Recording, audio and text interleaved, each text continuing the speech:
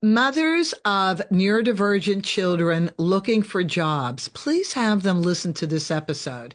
It's actually part two of an episode that was the last of 2025 with Racheal Pallares.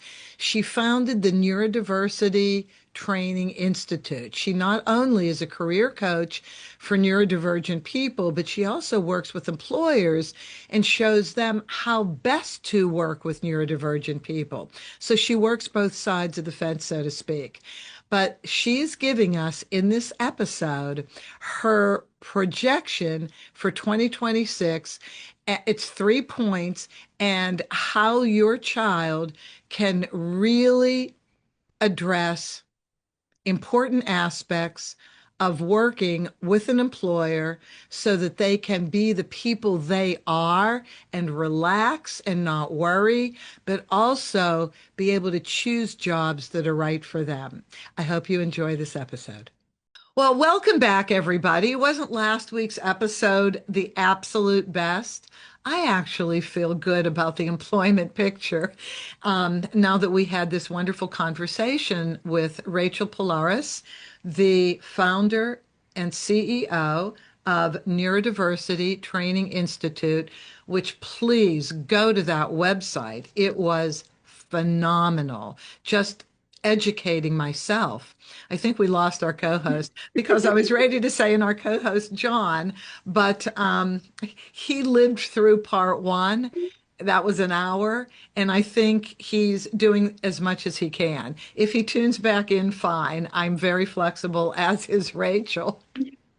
Okay, so Racheal, projections for 2026 in the employment picture for neurodivergent people. Number one, career trajectory training. Yes, I think one of the big things that we are going to and need to see in 2026 is a better trajectory for new people entering the workforce who have autism, ADHD. What I mean by that is a lot of times, whether it's leaving high school or graduating from college, we send people into the workforce with these high aspirations of the type of jobs they're going to have just from the get-go. They're going to leave the workforce and enter straight, or leave college and high school and enter straight into their dream job with no steps or differences along the way. And I think we're really doing a disservice in that. We need to talk about the points and the steps to that dream job. I didn't become a CEO straight after college. I had a lot of learning and a lot of steps along the way. And I didn't necessarily understand what step was next or how I was going to get to my dream job. And I really feel like we could do a better job setting people up for success by talking about what those steps are, planning out some sort of trajectory. Obviously, it's never going to be set in stone and things are going to change, but this is how we actually set up the next 10 years to get to that dream job that we really want and to make the progression through these fields and how long they should look like and what our next goal is as we kind of move through these stones and through these steps to land that dream job and get to where we really want to be, how we had that aspiration of when we left high school. Okay, so this isn't just for neurodiverse people because I know enough people who have just graduated from college, maybe had 6 months working in a retail store. Now they're applying for a management position. Yeah, I think, and I think if you look at applying for colleges, a lot of times they said in the college, they'll say, this degree will help you get this job and make this much money. And I'm like, oh, I'm in employment. This degree is that you're not going to step out of this degree into that. And there might be a few exceptions, right? There are a few incredibly high demand jobs where you step into something exceptional. But a lot of times, even when you look at that management, if we're on maybe a technical space and you went to college for development, right, which is huge. We always need more developers. But even leaving college, you normally are an analyst first, and you're an analyst for a year or two, and then you step into a low-level developer, and then you mid-tier developer, and then an upper-level developer, and then a team lead, and then you're a developer manager, which is actually making the type of money that the college said you were going to. And you can move through this anywhere in 1 to 2 years at each step. Like you can progress it quickly, but you should probably know, like maybe if you're at level 2 for 3 years, how do you move up quicker? Do you need to have a conversation? Do you need to look at a different industry, or a different company? Like, what does this actually look like to step this through? if, a manager in development is your goal, well, we need to kind of get you there through these common steps. So, Rachel, how does this work for neurodiverse people? So, you specialize, just to remind people, you Mhm. specialize in the area of autism, ADHD, AUDHD, dyslexia, dyspraxia. Correct. Okay. So, for these individuals, is it different? This career trajectory, this pacing and timing of the unfolding of the career? Yes and no. I think the main difference isn't the necessary trajectory and the amount of times. I think sometimes neurotypicals do this automatically. So they tend to fill in these blanks and understand that when they read the line in management that they aren't going to need previous experience, right? Just college doesn't normally get them to manager. And they kind of understand this unwritten rule. And I believe in the neurotypical world, there's a lot more unofficial mentorship where someone will kind of take you under your wing and talk to you about how it goes, whether it's a recruiter that says you're not right for this job yet, apply for this job in 2 years, right? You need Mm. this experience first, whether it's just these candid small little tidbits that neurotypicals pick up on that the neurodiverse community just kind of don't pick up at all. Like it still might be given, but they miss it as a whole because it's not spelled out and written out in plain for them. So this is another one of those areas where neurotypicals pick it up. They pick it up in recruitment. They pick it up from their manager. They pick it up in their professors when they leave college. They can pick up these tiny little cues, and they kind of the world directs them the right way to make it. But neurodiverse just miss those little cues. So we kind of need to have a little more formal training, a little more formal discussion about them. Okay, I think that's really great because you don't want people to get discouraged and think there's something wrong with them. The world Mhm. hates them. I shouldn't be here. I mean, you could get very depressed if you Yeah. don't really understand, no, this is the way it's supposed to be. Yeah. And it's just, right, we just miss these little things. It's okay. Like, I don't feel like neurodiverse people aren't getting them. Like, they don't have the same instruction. I feel like they're just missed because they don't pick up the little tiny things as well as some of their peers do, which is okay. We just need to spell it out in bigger ways, not smaller ways. Make it bigger. But it is not personal. It's not them being left behind. It's not intentional. It's just often tends to go a little missed. Okay, thank you for that. Um, and that's going to be part of your career training and job search training. Absolutely. We talk about this extensively in the unmasked professional community. If you look at my LinkedIn pages, my YouTube pages, I have a lot of different videos that are released on that as well, where we talk about just what this actually looks like and how you can actually plan your career to hit the job that you want, hopefully in less time than you're really looking for, but maybe not the moment you step out of college. Patience, patience Yep. of a saint. Okay, Yep. number two, the accommodations that an employer would provide for neurodiverse people, but from the lens of an employer, meaning from the priorities that an employer needs to address. Yeah, I think there's a lot of misunderstanding around accommodations, especially with the autistic and ADHD community and the emergence, right? We're still kind of figuring out this work thing altogether. It's important to know I have the organizational psychology lens. So I don't approach this necessarily as someone who just works in the DEI space. I approach this as things that will actually work for a company. So, for example, I work with so many individuals who come to me and say, "Oh, I read on a accommodations website that it said that it's reasonable for me to ask for adjustable work hours." And I'm like, "Okay, well, let's look at your actual job." And they open a coffee shop, and I'm like, "But it's not reasonable to ask for your coffee shop to not open on time." Because you want flexible hours. Like you signed up to be the opener of a coffee shop, and the Mm. opening of this coffee shop depends on you. So we can't give you flexible hours. Or very similar, that they should be able to work from home hybrid, but they're a barista at a coffee shop. And like that's not reasonable. Right. So just because a website will tell you that this is a reasonable accommodation doesn't mean that it's a reasonable for your job. Right. We still have fundamentals of our job that we have to do. So accommodations are there to help us, and they're there to help us be able to do our job, but they're not there to change the fundamentals of the job that we're actually doing.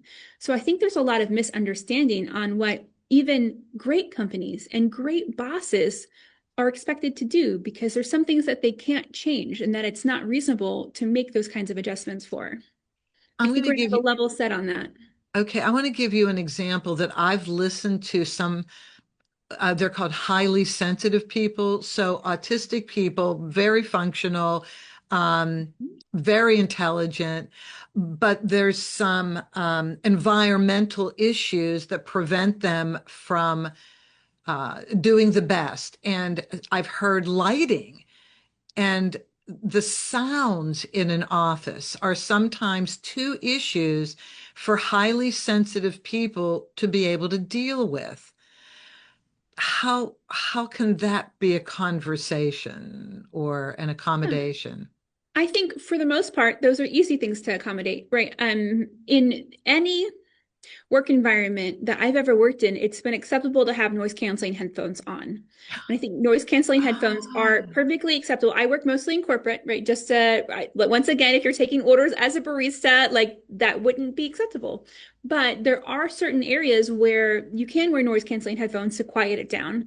And also, right, if you're going to look for a job, and a very busy, very loud coffee shop may not be the best for you. If you have mm, like objections to noise. We can't make every single environment good for everyone, but we can look at the types of environments as we're applying.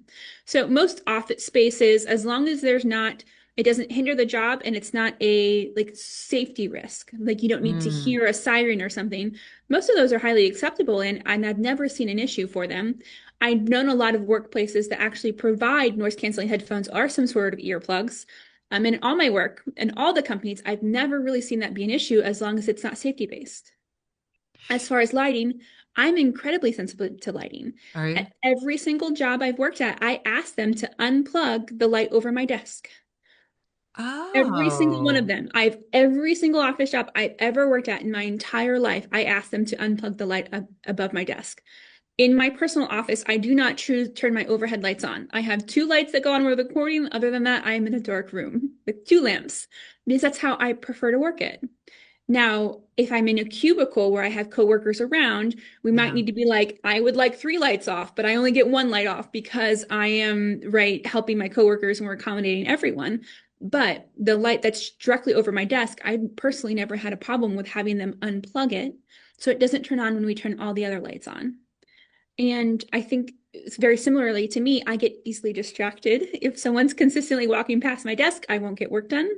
So, I mean, those are simple conversations of saying, I understand this is where you prefer me to sit, but I will be distracted here and I won't get as much work done. Can you move me to a quieter corner or a place where I'll be less distracted? And most managers are like, yeah, Racheal, you're really distracted here. Let's move you. That's a good idea. I want you to be productive, right? Yes, and let's put Rachel in that area where nobody wants to go, which is at the end where no foot traffic is. And Mhm. Rachel's like, yes. That's yes, please. Thank you. Can we turn the light off too? It'll be my little clove. We'll be good to go, I, right? I wanted to ask a quick question about the noise canceling headphones, which I thought was a brilliant idea that you just came up with. How do you communicate then with the other employees or whoever you're supposed to communicate with if you have the headphones on? Is there another visual way to do this? So I like headphones for two reasons. One is that distractibility for me. I don't think noise is a big thing, but noise does distract me, and it pulls me out of my extreme hyper focus when I'm in it. But two, headphones, when they're on, means I'm working, and it's a kind way to ask people to leave me alone. And I particularly like that because once again, once I get distracted, and it takes about 30 minutes for me to focus in. So if someone comes over to my desk to talk to me every 30 minutes, I get nothing done. But if they come over to my desk and they see headphones on, maybe they'll shoot me an email that I'll get to later, or maybe they'll come back when my headphones are down. So I think when my headphones are on, this means I'm in hyper focus, hyper work, and this is a kind signal to say, not now, please, right? In a very professional, very kind way that I probably wouldn't voice it as nicely if I'm honest. Um, and it cancels out some of the distracting noises. And then a lot of people will IM me, which I'll get to later, or just send an email. And the only time they tend to interrupt me if it's something that actually demands my time at that second. I don't listen to music on my headphones. My headphones are personally silent because that's what I enjoy. Right. Or maybe with some sort of white noise or bilateral beats or something that helps me focus very well. And the last piece on this point, it really harkens back to last week when we were talking about how important communication was up front so that everybody understands one another. And this could be part of the communication as you're being assigned your workspace. In order to be assigned your workspace, this could be just part of good, healthy, open communication between the employee and the employer. So everybody's clear that, yes, I want to be accommodating. Yes, I want to be part of the team. Yes, I want to give you my best. But these little nuances will help me do that for you. I mean, that's good, honest communication, as you Yeah, were saying before. absolutely. Okay, let's go to number three. Being neurodivergent, and we listed all the areas you work in, doesn't mean subpar work. Yes, this is something that I see come up over and over and again in my employee training. Is when I'm speaking to managers, sometimes they assume hiring someone with autism or ADHD means that they're going to automatically be accepting subpar work. And either they don't hire because of the fear of that, or they have an individual who isn't producing the quality of work they're used to and they don't know how to handle it or what to say. But it's important to know if you're looking to manage someone with autism or ADHD, you should not expect to accept. Ooh, that was a tough one. You should not expect to accept subpar work plainly for them. And if you are an individual with autism or ADHD, your manager isn't there to be your executive functioning safety net. Your manager is there to help put systems into place to help you find an environment where you can thrive in. But some parts of it has to be put on you as well. What I mean by that is, let's say, like me, I need harsh deadlines to function. I do. I need harsh deadlines to function. If you give me loosey goosey headlines and you let me push that off, I will push it off and do nothing all day until I am last moment and I have to get it done. This is how my brain works. And so I can go to my manager and say, I need deadlines. Can you please help me put deadlines on some of the tasks you have for me? Absolutely. I think that's something fair to ask for a manager. But if she puts a deadline that's 4 weeks out and I need a reminder every single day of that deadline, it's not fair to put that on my manager. She doesn't have to come to my desk every single day and remind me of the deadline. She put the deadline in place. That's what I needed. It is my job to take responsibility for my executive functioning and set my own reminders. It's fine for me to say we have a weekly stand-up call every Friday. Please remind me of those reminders during our scheduled calls. Absolutely. But every single day when I don't have already scheduled meetings for her isn't fair. So it's important to know that just because we're an employee with autism or ADHD doesn't mean all of the load or the responsibility goes onto our managers. It's distributed. We have to take part of that too. We're not just going to be able to give subpar work or put all of our executive functioning struggles onto our managers. We have to take it upon ourselves as well. I really appreciate that you said that, and it's certainly coming from somebody experienced, like yourself, with your own life and your own Right. needs, and now you're a professional working in the area. I listen to, I read a lot. I've learned a lot this year, Rachel, by doing this show. And one of the things I have struggled with understanding, and that is kind of what you said. It's not the employer's responsibility to completely take over and micromanage the needs of any employee. So speaking up, being open, saying, listen, I want to do the best job possible. This is what I need. And then I love the fact that you then said, now you have to do whatever the micromanaging is for you, you have to be creative and think about that. I just, first of all, my heart goes out to anybody who struggled on a job. Anybody, it doesn't matter Mhm. because you need to work, you need to earn a living, but to be in a job that doesn't make your heart sing, that doesn't make you look forward to going to work each day, that doesn't allow you to interface with people and enjoy the society within the company, is a drag. But what I'm listening to you say, and with your training and experience, there is a happy medium. There is, yes, absolutely. And I get that we all want to love 100% of our job. I get it. I want to love 100% of my job. I want you to love 100% of your job. I want everyone to go to work and be 100% fulfilled every single moment of every single day. But that's also kind of a fairy tale. And I think we need to look at the middle balance between it all. And I think we need to look at what it actually means to love our job.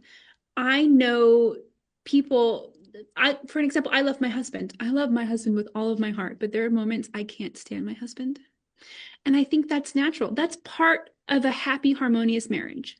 And if we can say that that's part of a happy, harmonious marriage, why can't we say that that's part of a happy, harmonious employment? Sometimes I love my job. Sometimes I'm like, why did I do this to myself? Right. But I wouldn't change it for the world. This is the job I'm in, even though I have times where I feel that way. So I think it's important for us to level set and to say, let's be realistic. Let's not live in a Disney fairy tale world for a moment. And while I want to shoot for 100%, I'm not going to say that I'm a failure if I don't hit 100%. And that's the big difference, because I think neurotypicals naturally have that mentality that they'll shoot for 100%, but they'll take 80 really well. 80 is great. But our autistic and our ADHD mind says it's all or nothing. And if we don't hit 100%, we failed. So if you're not 100% happy at your job, that's okay. If you are 80% happy at your job, that's a really good number, and we should be happy with that. And we should find a way to balance the work on ourselves, the work on our managers, the work around us, as we all figure out how to create these systems that are best for everyone, I think is really the important thing. That is really refreshing because it's real. It I is mean, real. it is absolutely real. And we all have struggles, they're different struggles, but we all have struggles. Those who have received a diagnosis may feel ostracized just because of that. But Mhm. until you really talk to people and find out what those people who you think have no struggles have lived through, we're all kind of the same. We are here to present our skills and talents to the world, to enjoy those skills and talents, but we're also here to learn and Mhm. overcome some of the struggles, how to do that we have. So we're all kind of in the same ball of wax to a certain extent. But I really appreciate the reality that you just brought to this conversation, because I think it's so helpful for those in the community of autism, ADHD, it's all on the spectrum, to just relax a little bit into that. And there is a happy medium. I think people like to help. Help me help Absolutely. you. Absolutely. I still believe in this community and in this world, the right people will do all they can to help you, right? And they will do all they can to help you find the right employment, the right managers, the right job. Because it's hard, even if you say, like we're talking to John, we talked about a cashier or working in a retail environment would be something he'd Mhm. love. We can find the right retail environment, one that will hire him, but that doesn't mean he has the right manager. So how do you interview not for the right necessarily position, but the right manager, the right environment? How do you know that going into an interview when maybe the store is not open or managers change depending on what day you're working? Oh, Like right. there's so many different factors. But we'll consistently plug through and do our best. And remember that sometimes 80%, and if you can only give 80% to your job application, you can only give 80% to the project that you're on, 80% is still so much better than zero. So don't wait till you can give 100, right? Don't wait until you have the energy to give 120% and you don't do it for days and then you give 120%. If you can only give 80% today to whatever you're working on, that is still an absolute win. And that is whether you're neurodiverse, autistic, ADHD, neurotypical, everyone on earth should take 80% as a win. if that's all that you have to give and that's where you got to today, that's still wonderful. And it's still so much higher than zero and so much higher than 50 or 60, right? You made it all the way to 80. So I think you should be really proud of that. You just took a huge burden off of people. You really did. And moms. So moms who are not marketing managers for jobs, you are in the position of helping to guide your child. Please go on the Neurodiversity Training Institute website. I mean, you'll see it in the description, but I just wanted to say it because Racheal presents a wealth of information, and you just heard what she said today in this interview, and hopefully you saw the week before.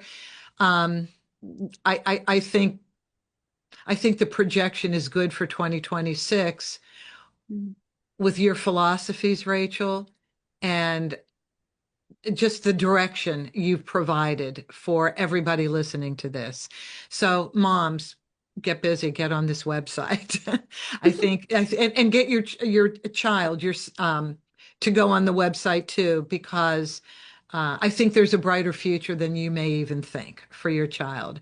Thank you, Racheal, so much. I'm looking at the time. I know you have to run. I appreciate the value that you have given us, and I hope we get to talk to you again. Perfect. Thank you so much for having me. It was great doing both episodes. It was great to meet your community and to be part of this. And I am here to help in absolute any way possible. Thank you so much. And thank all of you for listening. As you know, in the world of special needs, we all need each other. Talk to you next week.